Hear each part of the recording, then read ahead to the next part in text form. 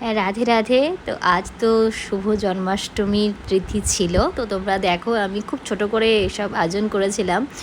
ভেবেছিলাম আর একটু বড় করে করব, কিন্তু সেটা করতে পারিনি, কারণ কি ছোট বাচ্চা থাকলে যা হয়, যেটা প্ল্যান হয় সেটা আর হয় না। তো এই হলো আমার ছোট্ট গোপু সোনা। আমার খুব ইচ্ছে ছিল খুব বড় করে ভালোভাবে আমি গোপু সোনাকে আনবো, বাট সামহাও হয়নি সেটা। কিন্তু গোপু সোনা এসছে আমার কাছে, এটাই আমার অনেক আনন্দের। তো বিয়ের পর থেকেই আমি অভিকের মায়ের যে গোপালটা আছে সেখানেই আমি সবসময় সব কিছু করতাম। তো আমার অনেক দিনের ইচ্ছা ছিল যে আমি একটু আমার জন্য একটা ছোটো গোপাল আনবো। তা আমার তো একটা ছোটো গোপাল আছে, তার সাথে সাথে এই গোপালটাও আমি এনেছি।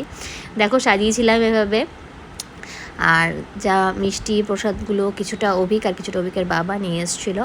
তো এভাবে পুরো সব জায়গাটা পুরো ভালো করে পুজো টুজো দিয়েছি। আর তোমাদের সবার জন্মাষ্টমী কেমন কাটলো অবশ্যই জানিও। এই দেখো আমার গোপু সোনাকে, ছোট্ট গোপু সোনা আমার, আর তার সাথে আমার নিজের গোপু সোনা।